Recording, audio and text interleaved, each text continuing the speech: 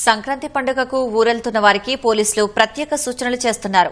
వరుస సెలవులు, పండుగ సీజన్ కావడంతో ఎలాంటి జాగ్రత్త చర్యలు చేపట్టకుండా బయటకు వెళ్తే మాత్రం దొంగలు తమ చేతులకు పని చెప్పే అవకాశం ఎక్కువగా ఉంటుంది. దీంతో చోరీలను నియంత్రించేందుకు పోలీసులు ప్రజలను అప్రమత్తం చేస్తున్నారు.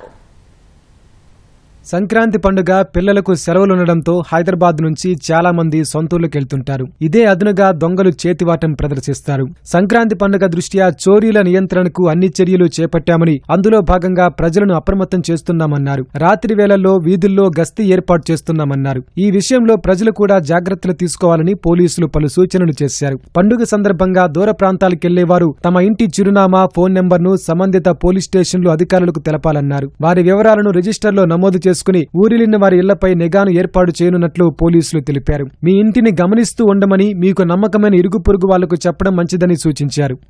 ప్రజలు విలువైన వస్తువులను స్కూటర్ డిక్కీల్లో, కార్లలో పెట్టడం చేయరాదని పోలీసులు సూచించారు. ద్విచక్ర వాహనాలు, కార్లను ఇంటి ఆవరణలోనే పార్కు చేయాలన్నారు. బీరువా తాళాలను తమతో పాటే తీసుకెళ్లడంతో పాటు ఇంట్లో ఏదో ఒక గదిలో లైట్ వేసి ఉంచాలన్నారు. బంగారు, నగలు, నగదును బ్యాంకుల్లో భద్రపరుచుకోవాలన్నారు. ఎక్కువ రోజులు ఊళ్లకు వెళ్లేవారు విలువైన వస్తువులను వెంట తీసుకెళ్లాలి. బ్యాగుల్లో డబ్బు, నగలతో ప్రయాణించేవారు అప్రమత్తంగా ఉండాలి. రాత్రి సమయంలో అపార్ట్మెంట్లలోకి కొత్తవారు ఎవరైనా వస్తే వారి వివరాలు నమోదు చేసుకోవాలని వాచ్మెన్ కు తెలపాలని పోలీసులు సూచిస్తున్నారు. బయటికెళ్లే విషయాన్ని సామాజిక మాధ్యమంలో ఉంచడం మంచిది కాదని హెచ్చరిస్తున్నారు. కాలనీల్లో దొంగతనాల నివారణకు స్వచ్ఛందంగా కమిటీలను నిర్వహించుకోవాలన్నారు. కమిటీ సభ్యులు ఎప్పటికప్పుడు పోలీసులకు అందుబాటులో ఉంటూ అనుమానాస్పద వ్యక్తుల కదలికలపై డయల్ 100కు సమాచారం ఇవ్వాలని సూచించారు. తగిన జాగ్రత్తలు పాటిస్తూ పండుగను అందరూ ఆనందంగా జరుపుకోవాలని పోలీసులు ప్రజలకు సూచించారు.